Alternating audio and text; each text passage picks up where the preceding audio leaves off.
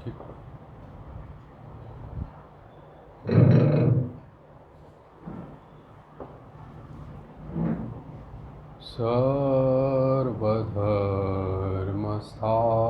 सर्वधर्मस्थापकस्त्वं सर्वधर्मस्वरूपकः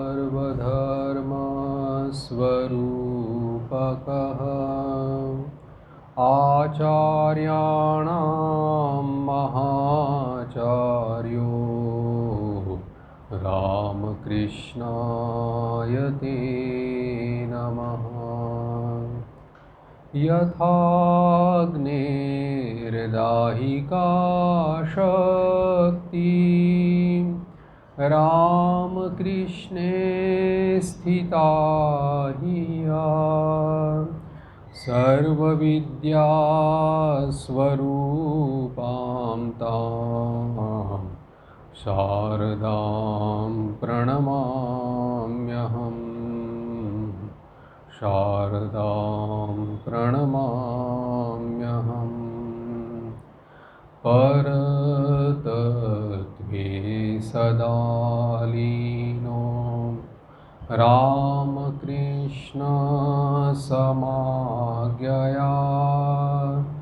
यो धर्मस्थापनरतो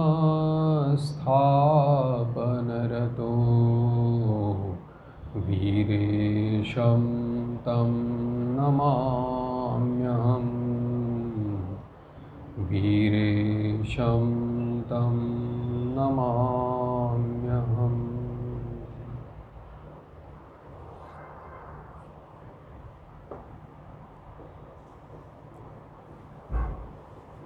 अनंत भावमय श्री रामकृष्ण देव के लीला चरित्र में हम लोग ठाकुर के दिव्य भाव से होने वाली जो उनकी लीला थी उसकी चर्चा कर रहे थे। ठाकुर की वाणी या उपदेश या एक एक उक्ति में इतना जो गंभीर अर्थ है या उसमें जो बहुत ही गहराई है, इसको केवल स्वामी जी ही समझ पाते थे। और इसीलिए बात बात में जब ठाकुर ने एक बार वैष्णव लोगों की जो बात कही थी तो उसमें उन्होंने कहा था कि जैसे शिव ज्ञान से जीव सेवा का एक महामंत्र या महावाक्य उन्होंने कहा था, उसके भीतर में केवल नरेंद्रनाथ को ही एक अद्भुत प्रकाश उनको देखने को मिला था। और इसीलिए उन्होंने कहा था कि ये वन का वेदांत जो है मैं घर घर में लाना चाहता हूँ। और इसका कारण भी वो कहते हैं कि जैसे कि मनुष्य कोई बिना कर्म किए एक क्षण भी नहीं रह सकता, चाहे वो शारीरिक कर्म न करे लेकिन मानसिक उसके बाद चिंतन तो उसको चलता रहता है। तो शारीरिक या मानसिक जो भी कर्म हो, अगर एक क्षण भी अगर वो नहीं रह सकता तो फिर हर एक क्षण क्यों न नररूपी नारायण की सेवा करने का अवसर सबको दिया जाए। और जिसके द्वारा, क्योंकि ये एक बहुत बड़ा अंतःकरण की शुद्धि के लिए बहुत बड़ा एक उपाय है, अच्छा उपाय है, जो स्वामी जी इसको अच्छी तरह से सूक्ष्मता की ओर से समझ गए थे। और इसीलिए उन्होंने कहा था कि ये ठाकुर के इस महावाक्य में उनको एक अद्भुत प्रकाश उनको मिल गया था। यही स्वामी जी जब ठाकुर के पास कहते हैं कि देखिए आप ज़्यादा नरेन मत कीजिएगा, नहीं तो फिर आपकी अवस्था भी वो राजा भरत जैसी हो जाएगी। राजा भरत जैसे हरिण करते करते उसका अगला जन्म भी उसको हिरण का लेना पड़ा था, तो कहीं आपकी भी ऐसी अवस्था न हो जाए। तो ठाकुर उस समय बालक स्वभाव के थे, मंदिर में गए और माँ को पूछा था, तब माँ ने उनको बताया था। और उसी के सहारे वो नरेंद्रनाथ को बोलने लगे कि मैं तुमसे प्यार करता हूँ इसलिए कि तुम्हारे भीतर में नारायण देखता हूँ। जिस दिन नारायण नहीं देख पाऊँगा उस दिन मैं तेरा मुंह भी नहीं देख पाऊँगा। तो ये संकेत या इंगित या इशारा ठाकुर का स्वामी जी के प्रति था कि नारायण कहने से जड़ की चिंता करने की आवश्यकता नहीं है। नारायण मतलब चैतन्य का ही एक एस्पेक्ट जो है वही है। इसलिए शिवज्ञान से जीव सेवा में जो ये महावाक्य में उन्होंने ये कहा है कि नारायण की सेवा ही सब समय एक ऐसा अद्भुत उपाय जो है इस युग के लिए कि जो सभी केवल मन में ही नहीं, केवल गुफाओं में भी नहीं, या कोई कुटिया में या तपोवन में आश्रम में ही नहीं, लेकिन घर घर में ये किया जा सकता है। इसलिए कहा कि वन का वेदांत भी घर में मैं ले आना चाहता हूँ। और वास्तविक की बात में हम लोग देखते हैं कि स्वामी जी ने कैसे ये वेदांत के जो सत्य है वो सब जगह में उन्होंने उसका प्रचार किया था, निर्भीक रूप से सब जगह प्रचार किया था, जिसको हम लोग कॉन्स्टिट्यूशनलाइज्ड रिलीजन कहते हैं। यानी कि जो आध्यात्मिकता अनुष्ठानों के भीतर, आचारों के भीतर में मानो एक तरह से सीमाबद्ध हो गई थी, उसी सीमा को तोड़ करके उन्होंने उसी आध्यात्मिकता को सबके लिए, सब लोगों के लिए सार्वजनिक कर दिया, सार्वभौमिक कर दिया, सार्वकालिक कर दिया, सार्वदेशिक कर दिया। क्यों? क्योंकि सबको इस आध्यात्मिकता के ऊपर सबका अधिकार है, समान अधिकार है। यह आध्यात्मिकता की कोई किसी की पर्सनल प्रॉपर्टी नहीं है, व्यक्तिगत प्रॉपर्टी नहीं है। इसीलिए स्वामी जी ने यह कहा था कि जो ये अद्भुत प्रकाश उनको इस महावाक्य से उनको मिला था, वो चाहते थे कि चाहे कोई भी हो, छोटा से छोटा व्यक्ति हो या बड़ा से बड़ा व्यक्ति हो, वो इसको सुनने का अधिकारी है। हाँ, भलाई ग्रहण करने में सब एक तरह से ग्रहण नहीं कर पाते, क्योंकि हर एक के अपने अपने संस्कार है, अपने अपनी चित्त की शुद्धि या अंतःकरण की शुद्धि, पवित्रता जितनी हो उतना उसमें वो समझ पाएगा या ग्रहण कर पाएगा। लेकिन सुनने के लिए तो सभी का समान अधिकार है। और न जाने आज ये सुना हुआ सत्य आगे चल कर के किसी के जीवन में हो सके 10 साल बाद, 20 साल बाद, इस जन्म में नहीं तो अगले जन्म में कहीं न कहीं वो फलप्रसू हो ही जाएगा।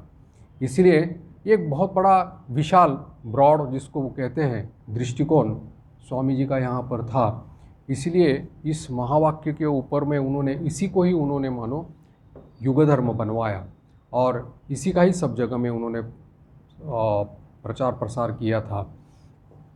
अब यहाँ पर अगले अध्याय में ग्रंथकार ने कहा है कि ये जो नरेंद्रनाथ ने जब ठाकुर की शरण ली थी और कहा था कि कम से कम हमारे परिवार के लिए मोटा अन्न, मोटा वस्त्र कम से कम मिल जाए, और ठाकुर ने भी उनकी ये प्रार्थना मंजूर की थी, तो एक तरह से उनके परिवार की समस्या जो थी ये कुछ हद तक दूर हो गई थी।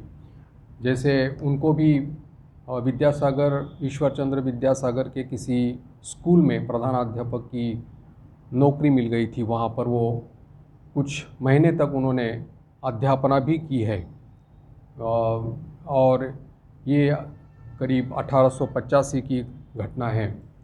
लेकिन ये ज़्यादा दिन तक उनकी ये अध्यापना का कार्य या नौकरी नहीं चल पाई, क्योंकि ये वही उसी समय था, ग्रीष्मकाल जो 1885 का, जहाँ पर श्री रामकृष्ण देव को कैंसर रोग हो गया था। यानी कि गले का कैंसर जो कहते हैं, पहले गले की वेदना शुरू हो गई थी और वही बाद में धीरे धीरे रोग बढ़ता हुआ वो कैंसर में परिणत हो गया था।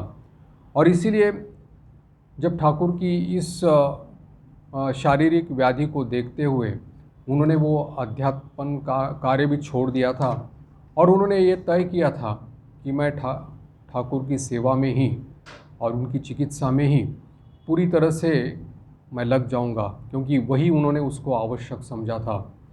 अब ये ग्रीष्मकाल की घटना है 1885 की, जब उनको पहली बार ये सूत्रपात हुआ था, गले के रोग का सूत्रपात हुआ था। तो कुछ शीत पदार्थ खाने से या बर्फ़ वगैरह खाने से उनको आराम लगता था, तो बहुत सारे लोग उस प्रकार के ठंडी चीज़ें उनको ला कर के शरबत, जल आदि दिया करते थे।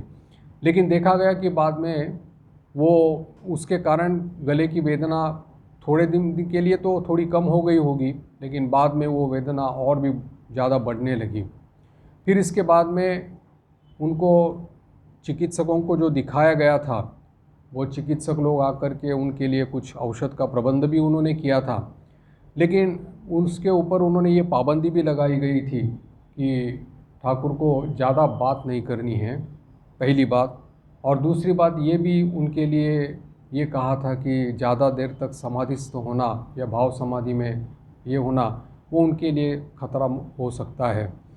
लेकिन ये दोनों चीज़ों के लिए ठाकुर मतलब ये मान नहीं पाए थे, क्योंकि जब भी कोई उनके पास में आकर के आध्यात्मिक उपदेश के लिए आकर के उपस्थित होता था तो अपनी शरीर की पीड़ा भूल करके वो उसके साथ में बातचीत करते थे, वार्तालाप करते थे, उसको उसके लिए जो ज़रूरत है वो उपदेश प्रदान करके उसको पूर्ण कर देते थे। उसके बाद में एक बार की घटना है कि जहाँ पर जो ज्येष्ठ मास की शुक्ल त्रयोदशी जो तिथि है उसमें पानीहाटी का एक महोत्सव होता है। गंगा जी के किनारे ये पानीहाटी नाम का जो गांव है वहाँ पर ये इसका चिवड़े का महोत्सव होता है। जो महाप्रभु चैतन्य देव के पार्षद थे श्री रघुनाथ दास गोस्वामी जी, तो ये पहले से ही उनके मन में वैराग्य प्रबल था, इसीलिए वो चैतन्य महाप्रभु के पास गए थे और उन्होंने गृह त्याग करने के लिए, संसार त्याग करने के लिए अनुमति मांगी थी। लेकिन महाप्रभु ने उनको मना किया था और कहा था कि कुछ दिन तक तुम आप घर में ही रहिए, फिर उसके बाद में जब उचित समय आ जाएगा तब आप गृह त्याग करके आ जाइएगा। तब उस समय से वो वहाँ पर इसका उत्सव मनाते थे। उस समय संयोग से महाप्रभु ने बाद में संन्यास दीक्षा लेकर के नीलाचल में वो वहाँ पर उनका वासस्थान हुआ था और श्री नित्यानंद महाप्रभु भी अपने सांगोपांग से परिवृत होकर के गंगा जी के तट पर जो खड़दा नाम की जगह है वहाँ पर भी वो रह कर के हरिनाम कीर्तन का बहुत बड़ा प्रचार करते थे। तो उसी समय रघुनाथ जी दास जो गोस्वामी जी थे वो भी वहाँ पर उनके पास जा कर के इसी तिथि में जा कर के वो कहे थे कि हरिनाम भी हो जाएगा और ये चिवड़े का उत्सव भी अर्थात प्रसाद भी जो है वो भी सबको दिया जाएगा। और इसी तरह से महाप्रभु ने, नित्यानंद महाप्रभु ने उनके भीतर में जब इस प्रकार की भक्ति की अतिशयता देखी थी तब उन्होंने रघुनाथ दास गोस्वामी जी से कहा था कि अब समय आ गया है आपको गृह त्याग करने का या संसार त्याग करने का, और आप अभी संसार त्याग करके महाप्रभु के पास जा सकते हैं जो नीलाचल में अभी हैं। तो उनका आदेश मानने के बाद में रघुनाथ दास गोस्वामी जी वहाँ से चले गए थे गृह त्याग करके और महाप्रभु से मिलित हुए थे नीलाचल में। तब से लेकिन हालांकि रघुनाथ दास गोस्वामी जी वहाँ से चले जाने के बाद भी वहाँ के भक्तों ने वो जो चिवड़े का उत्सव था वो वहाँ से समान रूप से वह प्रसिद्ध हुआ था और वो वहीं जब हर साल होता था, मनाया जाता था। ठाकुर इस पानीहाटी के उत्सव में कहा गया है कि अनेक बार गए थे। अब इस बार भी उनकी जाने की इच्छा हुई तो उन्होंने कहा था अपने भक्तों के, जब भक्त लोग उनके पास आए थे दक्षिणेश्वर में, तब उन्होंने कहा था कि वहाँ इस ऐसे कीर्तन और कीर्तनानंद होता है कि तुम लोगों ने कभी देखा नहीं होगा। तुम लोग तो यंग बंगाल हो, कभी इस प्रकार का कीर्तनानंद देखा नहीं होगा, तो चलो इस बार हम लोग पानीहाटी के उत्सव में जाते हैं। सुन करके कुछ भक्तों ने सोचा कि अभी अभी तो ये इस प्रकार की शारीरिक व्याधि शुरू हो गई, गले की पीड़ा शुरू हो गई है, तो जाना कितना सही होगा, उचित होगा। लेकिन ठाकुर ने उनसे कहा था कि नहीं, जल्दी खा करके हम लोग निकल जाएंगे और वहाँ पर जा कर के कुछ देर रह कर के फिर वापस चले आएंगे। तो इस प्रकार से उन्होंने सावधानी बरतने के लिए जब कहा तब सभी लोग राजी हो गए और उसी तिथि को करीबन यहाँ पर उल्लेख है कि 25 भक्त लोग वहाँ पर 2 नौका में बैठ कर के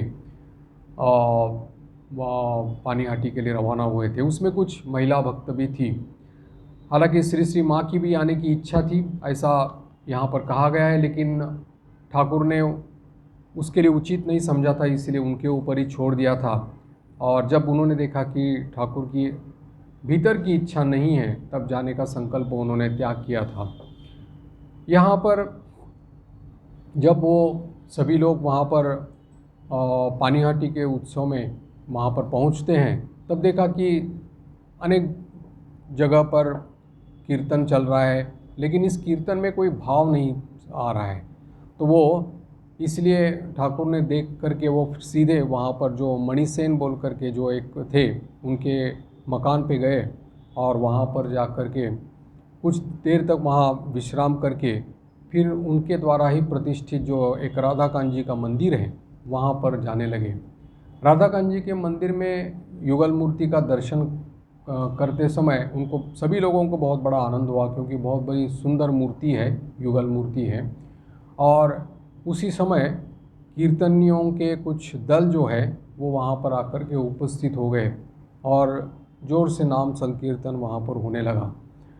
ठाकुर ने देखा कि इनके भीतर में कोई भाव का अभाव है, इसीलिए उपहास भी किया, लेकिन फिर दूसरे क्षण में वो अपने आप को मानो वहाँ से भूल करके उछल करके, वास्तविक रूप से उछल करके उस कीर्तनिया जो दल था उसके भीतर में जुड़ गए। और जुड़ करके वो यहाँ पर कहा है, इसका वर्णन किया है कि सिंह विक्रम से वो नृत्य करने लगे थे। और एक तो गले की पीड़ा शारीरिक व्याधि थी और ऐसे इस प्रकार से अचानक जा कर के नृत्य करने लगा। सभी लोग वहाँ पर जा कर के उनके पास खड़े रह गए। बीच बीच में वो अपना बाह्य ज्ञान खोते रहे और फिर जब अर्धबाह्य दशा प्राप्त होती थी फिर से वो नृत्य करने लगे थे।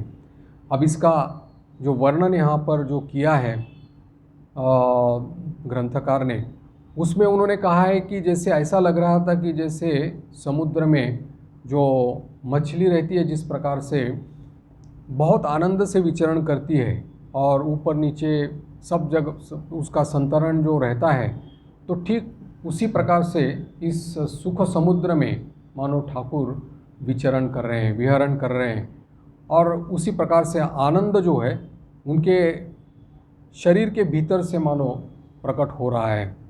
और इसलिए वो उन्होंने कहा था कि उनका उस प्रकार का नृत्य करना देख करके ऐसा लग रहा था, वास्तविक रूप से लग रहा था कि उनका शरीर मानो ये कोई हाड़ मांस का बना नहीं है, जड़ वस्तु का बना नहीं है, इतना हल्का होगा कि जिस प्रकार से वो नृत्य कर रहे थे। और इसी के ऊपर में वो देख रहे थे कि सभी कीर्तनियों के जो दल थे वो भी ठाकुर को केंद्र में रख करके बहुत ज़ोर शोर से और उत्साह से वो कीर्तन में योगदान देने लगे थे। फिर वहाँ पर कीर्तन करने के बाद में वहाँ से सभी लोगों ने राघव पंडित जो वहाँ पर है उनके मकान पर, वो भी महाप्रभु के अंतरंग थे, उनके मकान पर जा कर के वहाँ की भी युगल विग्रह और शालिग्राम का दर्शन करने के लिए वहाँ पर बढ़ने लगे। तब ये कीर्तनियों के दल भी उसके साथ जुड़ गए। तो और बीच बीच में ठाकुर की भाव समाधि भी लगने लगी। तो उनका जो हालांकि इतना ये नहीं था, अंतर ज़्यादा नहीं था, तो भी इस भाव दशा में रुक रुक करके जाने के कारण में उनको काफ़ी समय लगा। और उन्होंने, ग्रंथकार ने जो यहाँ पर वर्णन किया है उसमें कहा है कि ठाकुर के उस दिन में, जिस दिन में ये अपूर्व भावावेश में जो उनका कीर्तन और नृत्य चल रहा था, वहाँ पर देखा कि उनके शरीर में परिवर्तन हो गया, यानी कि शरीर में उज्ज्वल दिव्य कांति पूरी तरह से दिखाई पड़ने लगी। भीतर से मानो प्रकाश जो है पूरी तरह से प्रस्फुटित बाहर में आने लगा था। उनका जो साधारण शरीर था उस शरीर से भी दीर्घ शरीर उनको सबको लगने लगा कि ये मानो एक अति मानव है, इस प्रकार की सबको यानी कि अनुभव होने लगा। और उनका जो मुंह था, श्रीमुख जो था, उसके ऊपर में मानो अपूर्व ज्योति वहाँ पर दिखाई पड़ने लगी थी, जिसके कारण में मानो ऐसा लग रहा था कि कोई देवता स्वयं आकर के यहाँ पर नृत्य कर रहे हैं। और इस प्रकार की ये जो अपूर्व रूप माधुरी जिन लोगों ने देखी है, ग्रंथकार यहाँ पर कह रहे हैं कि सबके हृदय पर मानो अंकित हो गई। और ये कीर्तन काफ़ी देर तक चलता रहा। फिर उसके बाद में उनको मिट्टी के बर्तन में बनाया हुआ जो भोग था वो ठाकुर को खिला दिया। और उसके बाद में वो फिर से सभी लोग उनको लेकर के नौका में बैठ गए थे।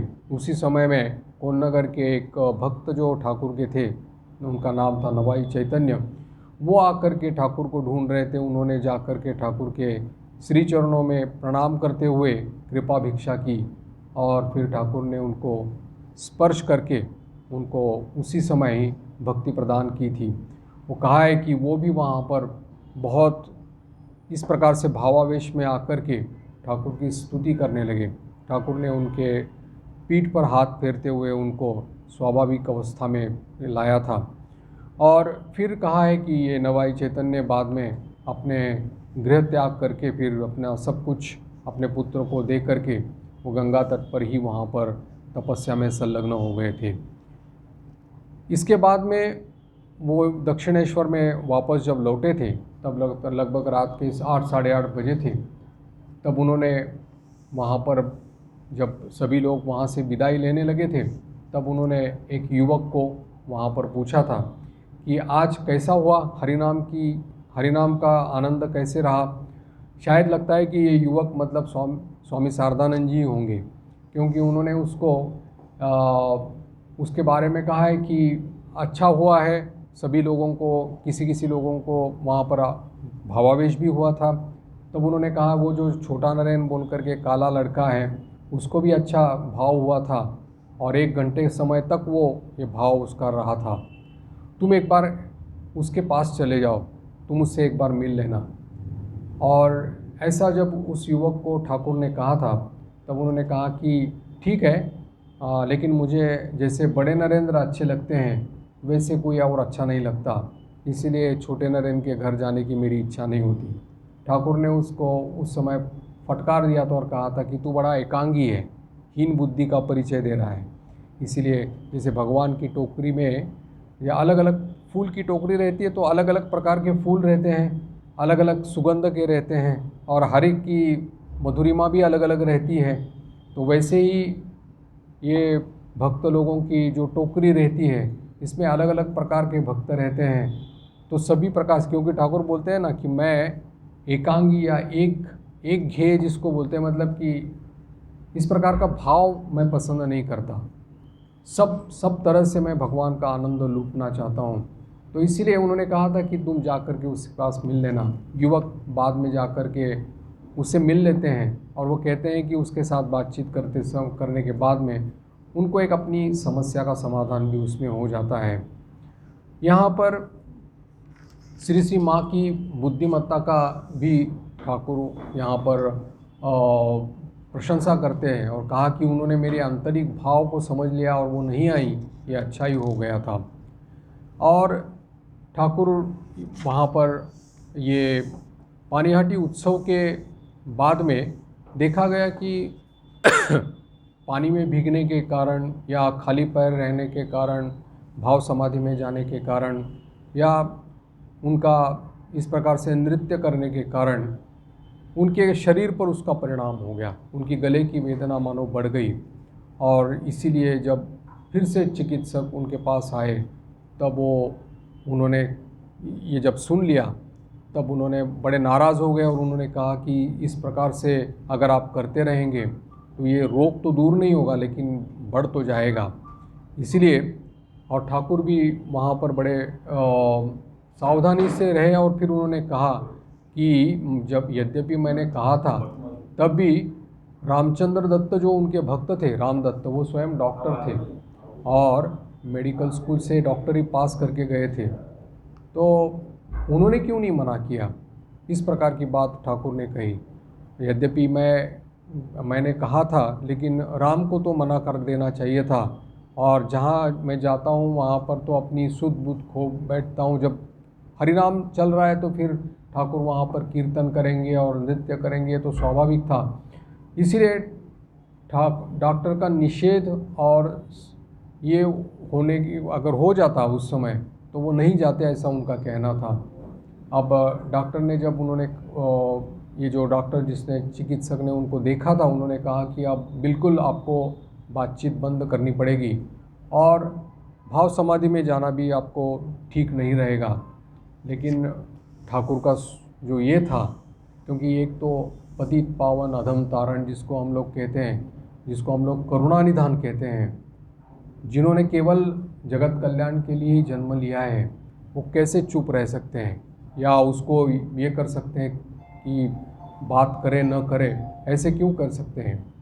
तो ऐसा हो ही नहीं सकता। इसलिए एकादशी, पूर्णिमा और अमावस्या के दिन में देखा जाता था कि ठाकुर की गले की बीमारी जो है वो बढ़ जाती थी। इसलिए वो भी कोई कड़ी चीज़ खाने के लिए या कोई ठोस पदार्थ खाने के लिए मना किया था, और केवल तरल पदार्थ ही ठाकुर खा सकते थे। लेकिन एक बात पर यानी कि उनका ये नहीं हुआ था कि जबकि वाक संयम, जिसको या वाक संयम का मतलब ये भक्त लोगों से बातचीत करना, उनको उपदेश देना, इसके बारे में डॉक्टर का निषेध जो है वो मान नहीं पाए थे। और इसीलिए ठाकुर के पास में उस समय वो जो यानी कि जब से केशव चंद्र सेन के साथ से उनकी मुलाकात हुई थी 1875 से अभी तक 11 साल, 10-11 साल से अबाधित रूप से, मतलब उनका ये जो उपदेश प्रदान और सब समय बातचीत करना, ये देना, ये जो चल रहा था, इसके कारण में गले के यंत्र पर भी बहुत बड़ा असर पड़ा था। और अभी भी इस समय जो ये भाव समाधि और इसके कारण में एक तो रात को निद्रा भी उनको कम आती थी और ज़्यादा सो नहीं पाते थे, लेकिन इसलिए वो अनिद्रा के कारण में शरीर में कमजोरी वगैरह देखी जाती थी। और इसीलिए वो कहते थे, एक तरफ में करुणावश होकर के सबको उपदेश तो देते थे,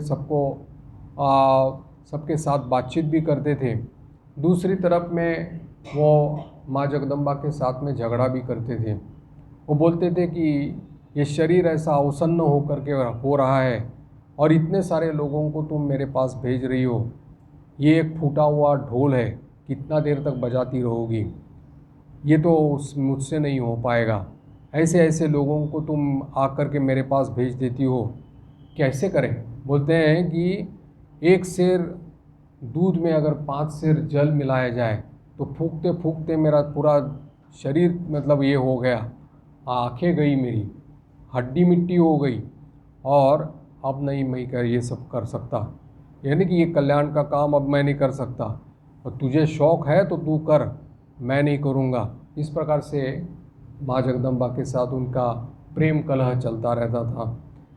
और वो कहते थे बीच बीच में कि कम से कम ये जो ठाकुर के पास जो भक्त आते थे, जैसे मास्टर महाशय है, गिरीश है, केदार है, राम है, उनको थोड़ी शक्ति दे दो और फिर लोग उनके पास जाए, कुछ बातें समझ ले, फिर आकर के मेरे पास आए। ये सब भीड़ लगना मेरे लिए अच्छा नहीं लगता, भीड़ से मैं नहीं कर पा रहा हूँ। इस प्रकार से प्रेम कलह माँ के साथ उनका चलता था।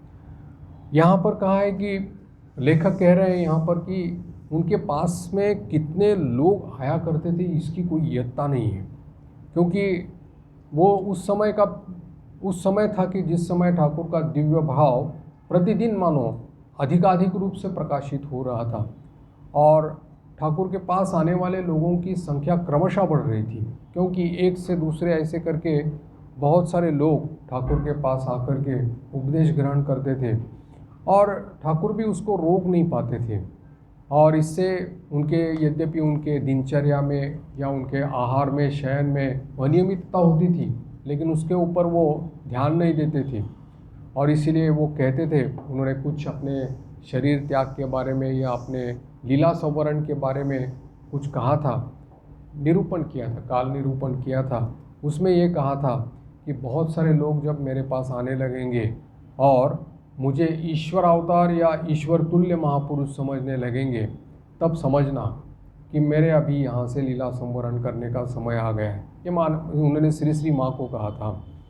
और कहा था कि जब मैं किसी के हाथ का खाऊंगा या कलकत्ते में रात बिताऊंगा या खाद्य का अग्रभाग कोई अगर पहले खा करके फिर मैं खाऊंगा, तो जानना कि मेरा शरीर जाने का समय आ गया है। और ये तो बातें अभी उनके उत्तर जीवन में ये तो दिखाई पड़ने लगी कि जैसे कलकत्ते में जाते थे, बलराम बाबू के मकान में रहते थे, रात्रि वहाँ पर गुजारते थे। दूसरी बात तो है कि कभी कभी नरेंद्र नाथ को वहाँ पर बुला करके स्वयं पकाया हुआ जो भोजन था वो उसको अपना अग्रभाग देते थे और फिर वो ग्रहण करते थे। माता श्री श्री माँ ने उसके ऊपर आपत्ति कही थी, लेकिन उन्होंने कहा कि नरेंद्र को देने से इससे कुछ ये नहीं होगा, हानि नहीं है। लेकिन देखा गया कि इस प्रकार से वो खाने लगे थे, रात्रि यापन करने लगे थे कलकत्ते में जा कर के। तो माता जी के मन में भी, श्री श्री माँ के मन में भी एक प्रकार का आतंक हो गया था कि कहीं ये लीला संवरण की तैयारी तो नहीं चल रही है।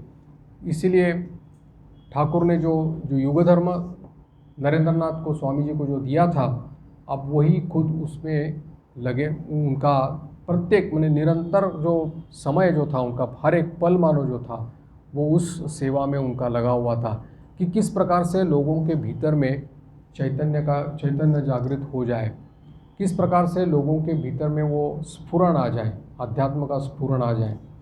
हम लोग सोचते हैं कि जीवन जो है, जीवन की जो अभिज्ञता है, साधारण तौर पर जो महापुरुष लोगों ने कही है, वो कहा है कि जीवन दुखमय है। भगवान बुद्ध ने भी इसी प्रकार से ही कहा है कि जीवन दुखमय है। ये दुख क्यों है, इसका तो कोई आज तक मीमांसा नहीं कर पाया। ज़्यादा से ज़्यादा कहा जा सकता है कि पूर्व जन्म के हमारे कुछ संस्कार है, प्रारब्ध कर्म है, जिसकी वजह से हम लोग इस दुख हमारे जीवन में आते हैं, प्रतिकूलता आती है।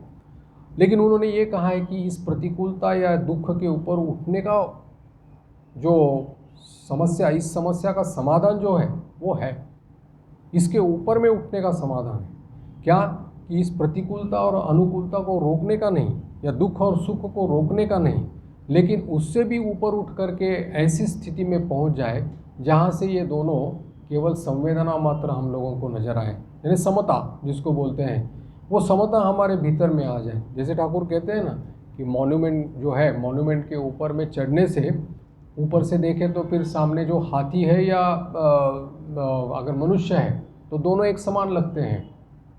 और इसीलिए वो स्थिति जो है अध्यात्म की, वो स्थिति जो है, उस स्थिति में जाकर के फिर सर्वत्र समबोध हो जाता है, समता का बोध हो जाता है, जहाँ पर दुख और सुख जो है वो मनुष्य को विचलित नहीं कर सकते और न उसको अपने जीवन में स्पर्श नहीं कर सकते। हमारे जीवन को, हमारे जीवन का जो संतुलन है वो नहीं बिगाड़ सकते।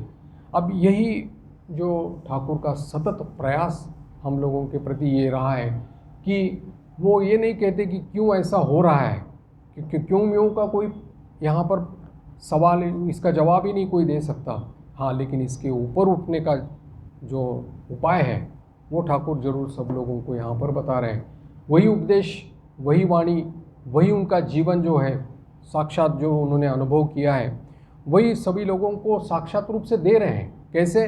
केवल उपदेश के द्वारा नहीं, लेकिन अब उसके भीतर में वो आध्यात्मिक शक्ति संचार करके दे रहे हैं, ताकि वो भी उसकी ऊपर में उठ जाए और वो भी उस आनंद का अनुभव करे और उस आनंद की स्थिति में पहुंच करके इन समस्त बाधाओं को समान समदृष्टि से वो देखे, ताकि जीवन में कभी संतुलन खोने का कोई भय न रहे।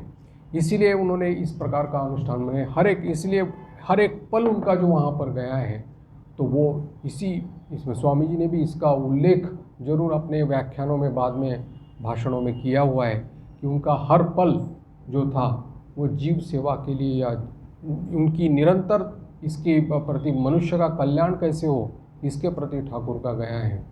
और यही फ़र्क है शंकराचार्य और स्वामी जी में। शंकराचार्य जो थे वो, उन्होंने, उनके सामने तो एक निर्विकार निर्विशेष सत्ता सब समय भासमान थी और उसी में वो रहते थे, अद्वैत भाव की आचार्य है वो। और लेकिन स्वामी जी ने जो देखा था, इसका भी अनुभव किया था पूर्ण, यानी कि इस निर्विशेष ब्रह्म का भी उन्होंने अनुभव किया था, और साथ ही साथ में वही करुणावश होकर के जब साकार रूप में, जब अवतार पुरुष के रूप में प्रकट हुए हैं, वही कैसे तिल तिल अपने शरीर का त्याग करते हुए केवल जीवों के प्रति जो प्रेम है उसको प्रकट कर रहे हैं और उनकी सेवा कर रहे हैं। ये दोनों देखा था, इसलिए ये फ़र्क उनमें दिखाई हम लोगों को पड़ता है। और यहाँ पर इसीलिए उन्होंने ये कहा था कि ये हर एक के मन के संस्कार या भाव समझ करके उसको उस प्रकार का मंत्र या उसका उस प्रकार का उपदेश वो दिया करते थे। इसके बाद की घटना है कि जब एक बार किसी भक्त महिला ने अपने सभी भक्तों को अपने घर में बुलाया था, तो ठाकुर को भी वहाँ पर निमंत्रण दिया था, लेकिन किसी कारण ठाकुर नहीं आ पाए। और जब उनको पता चला कि उसी दिन में ठाकुर के गले से और इससे खून निकल आया है। जब ये बात सबके वहाँ पर आ गई तब उन्होंने तुरंत निर्णय कर लिया कि अभी दक्षिणेश्वर में ठाकुर को रखना उचित नहीं होगा, क्योंकि वहाँ चिकित्सा की व्यवस्था नहीं हो पाएगी। इसीलिए उन्होंने कलकत्ते में कोई एक मकान किराया लेकर के वहाँ रखने का निर्णय लिया। लेकिन वो जो मकान उन्होंने भक्त लोगों ने ठीक किया था, वो उनके रहने के लिए वो वहाँ पर सहमत नहीं हुए। केवल वहाँ देख करके ही वहाँ से वो सीधे बलराम बाबू के मकान में चले गए थे और वहाँ जा कर के वो कुछ दिन तक वहाँ रहे थे, करीबन 1 हफ्ता 10 दिन वहाँ पर रहे थे। तो वहाँ पर कहा है कि ये 7-8 दिन 10 दिन जो बलराम के मकान में ठाकुर रहे हैं चिकित्सा के लिए या डॉक्टर लोगों के लिए, वो मानो केवल लोगों के लिए रहे थे जो लोग दक्षिणेश्वर में नहीं आ पाते। दक्षिणेश्वर में आने के लिए जिनको समस्या रहती थी, तो वो लोग अभी आसानी से आकर के ठाकुर के पास आकर के बैठ पाएंगे या उपदेश सुन पाएंगे। मानो इसी के लिए वो वहाँ पर बलराम के मकान में वहाँ आए थे। तो कहा है कि 8-10 दिन तक जो वो वहाँ पर रहे हैं, उसमें लगातार ठाकुर के पास भीड़ लगी रहती थी और सब समय सत्प्रसंग भगवत प्रसंग चलता रहता था। और जो भी आता था उसको उसी यानी कि जो मनुष्य जीवन का उद्देश्य जो है उसके प्रति वो उसका ध्यान जो है आकर्षण करते थे। यहाँ पर कहा है कि हम लोगों को मालूम नहीं कि 7 दिन में या 8 दिन में बलराम बाबू के घर रह कर के उन्होंने कितने लोगों को उन्होंने उपदेश दिया, इसकी कोई यत्ता नहीं है।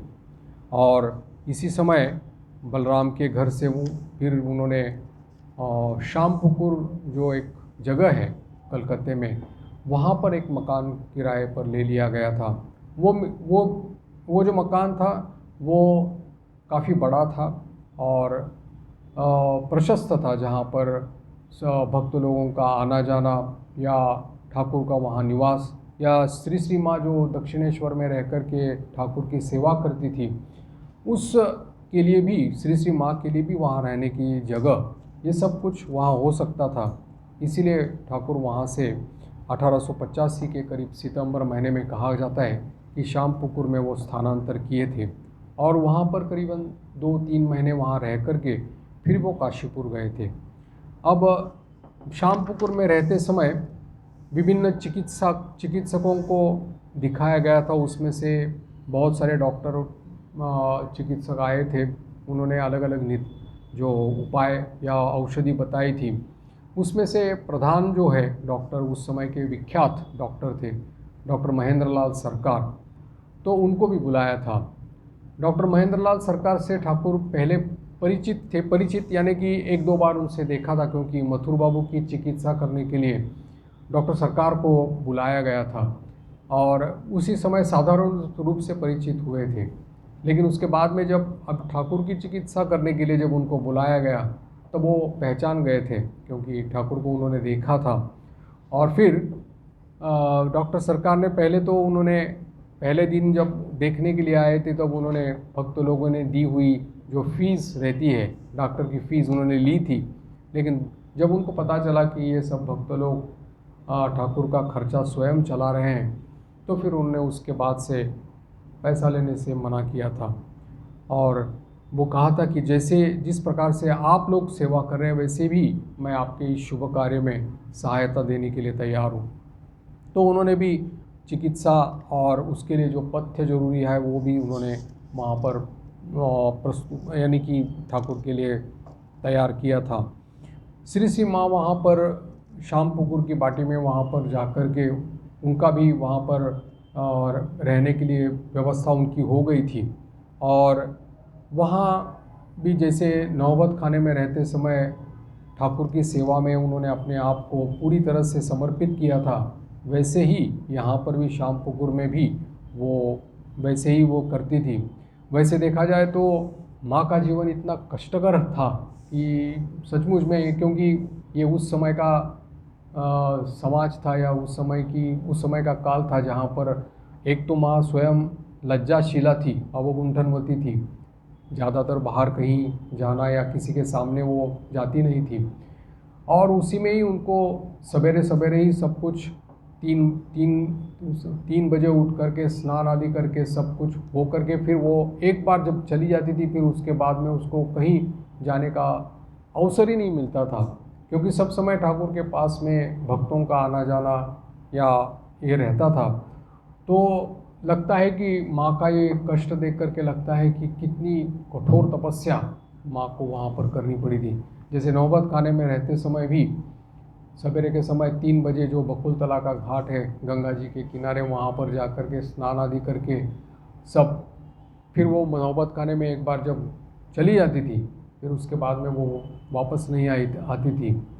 तो हम समझ सकते हैं कि एक मनुष्य की जो आवश्यकताएं रहती है पूरे दिन में इस प्रकार से खांचे के भीतर में रह करके सेवा करना कितनी कठिन बात है, और वो भी एक महिला को इस प्रकार से करके। तो ऐसी मैंने एक कठिन तपस्या श्री माँ ने वहाँ पर भी की थी नौबत खाने में, और ये श्याम पुकुर के मकान में भी उन्होंने की थी। और ठाकुर का उस समय पथ्य प्रस्तुत करना, उनके पास पहुंचाना, ये उसका काम, और बड़े आनंद से ये सब कुछ करती थी।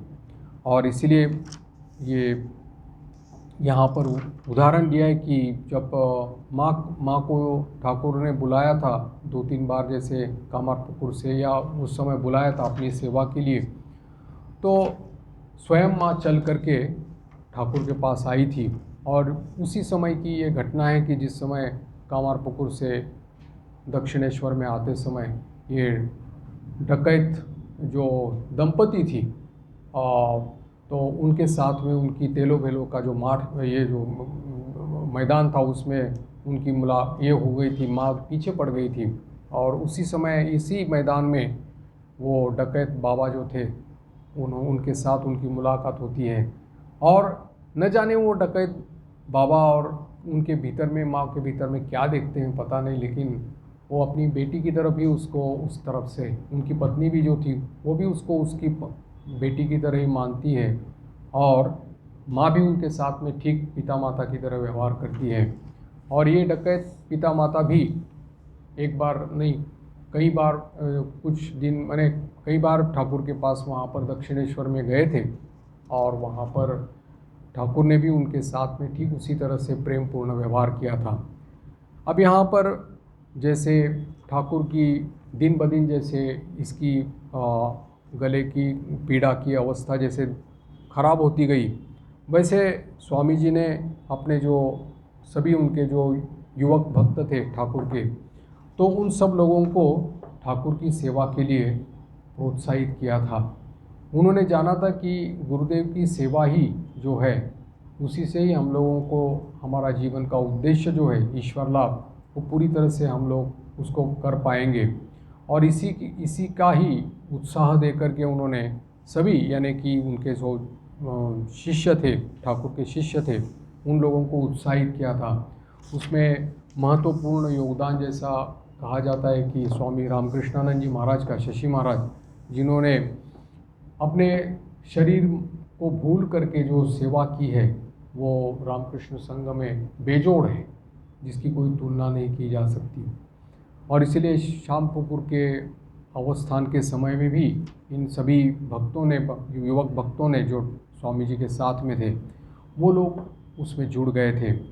हालांकि ठाकुर के सभी जो गृही भक्त थे वो सभी इतने संपन्न नहीं थे, लेकिन फिर भी सभी लोगों ने ठाकुर की इस चिकित्सा का भार बड़े आनंद से लिया था।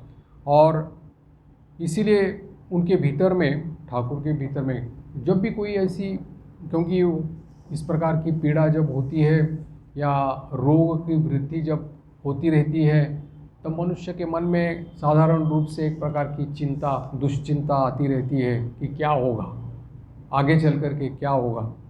तो वो भी उनका देखते थे कि ठाकुर के भीतर में जो अलौकिक जो एक प्रकाश उनको दिखाई पड़ता था, आध्यात्मिक प्रकाश दिखाई पड़ता था, उनके भीतर में जो विभूतियाँ उनको दिख पड़ती थी, उसके कारण वो दुश्चिंता एक क्षण के लिए भी टिक नहीं पाती थी, कहीं ना कहीं विलीन हो जाती थी।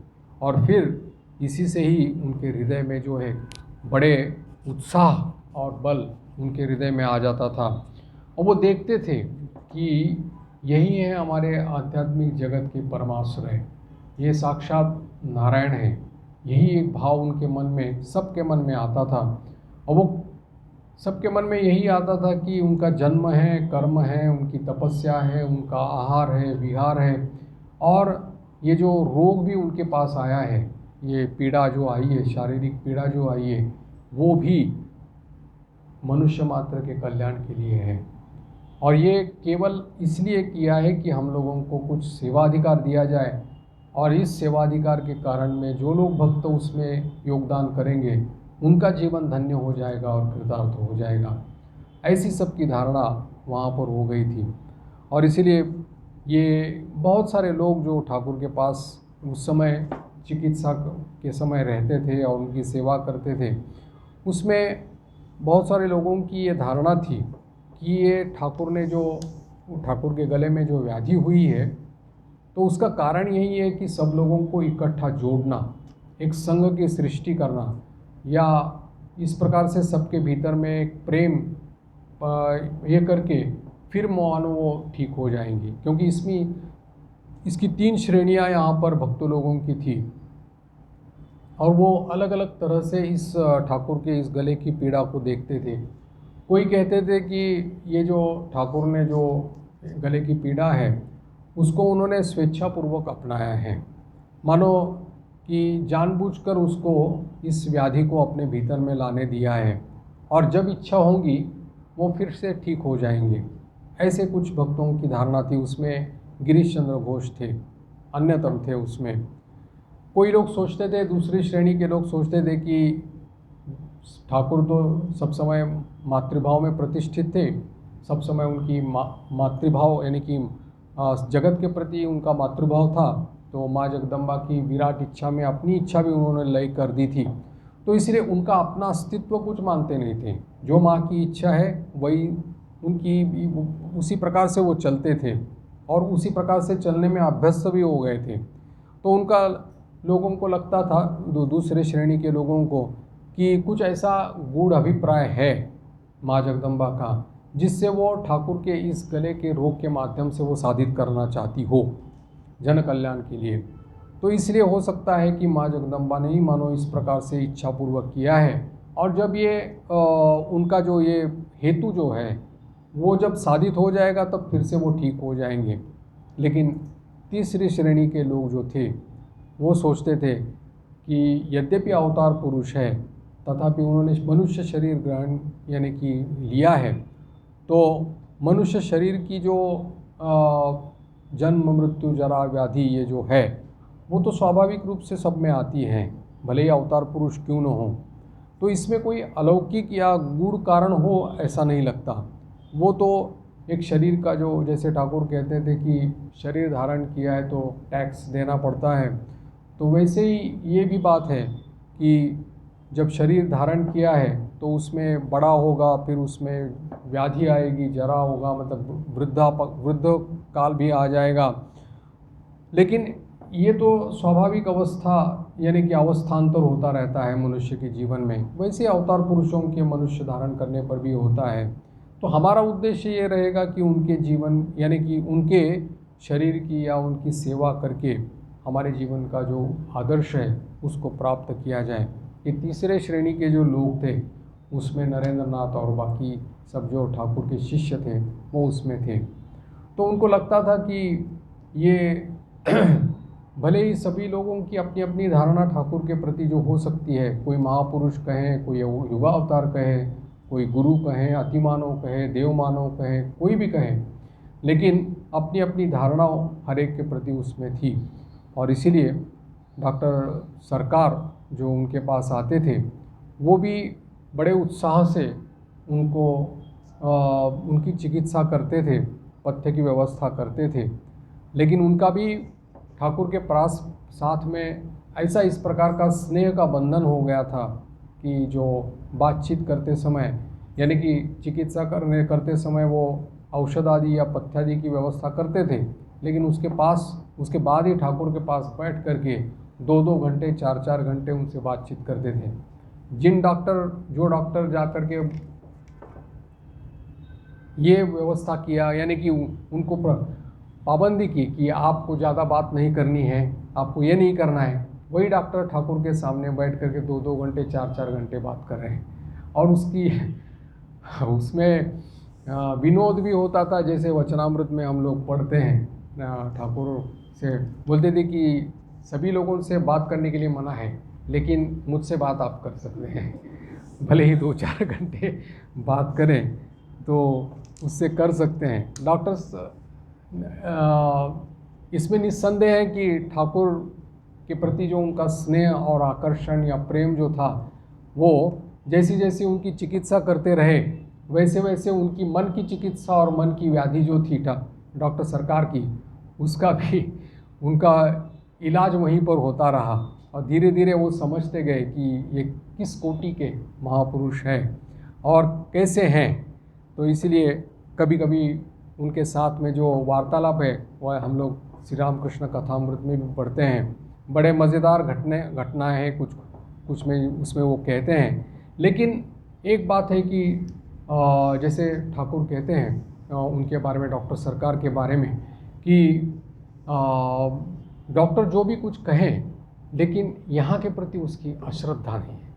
ये बात ठाकुर कहते थे कि जो भी मैं कहता हूँ उसके प्रति अश्रद्धा नहीं है।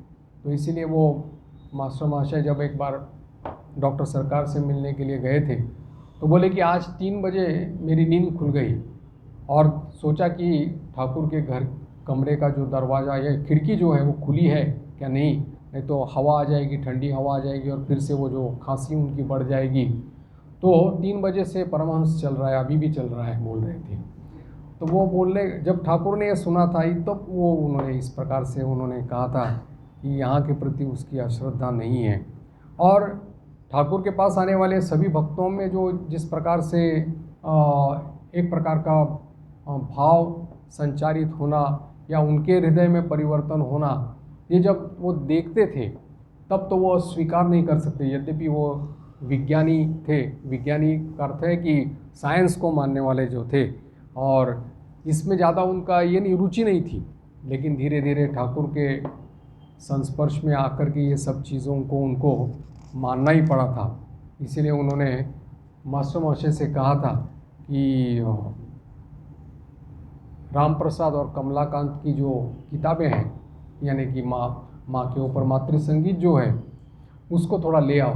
बोलते हैं डॉक्टर के भीतर में इसको डाल देंगे, इस मातृ संगीत को डाल देंगे, ऐसी ये कहते थे। और फिर उनको कभी कभी डांटा भी है, फटकारा भी है, कभी कभी उनको कहा है कि क्या मैं आप करते हो, मैं इतना ज्ञानी हूँ, ये सब करते हो।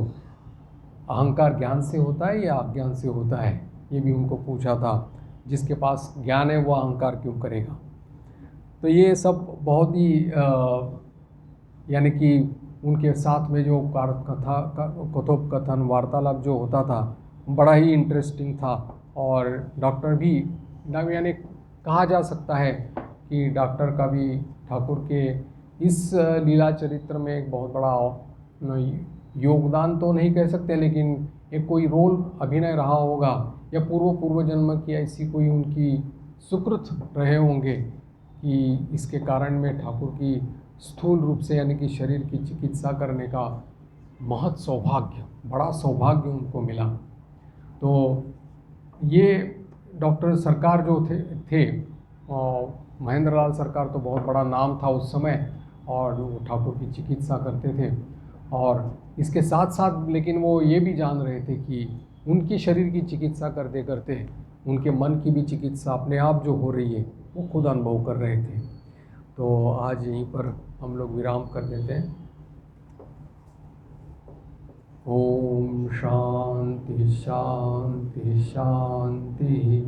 हरि ओम तत्सत। श्री राम कृष्णार्पणमस्तु।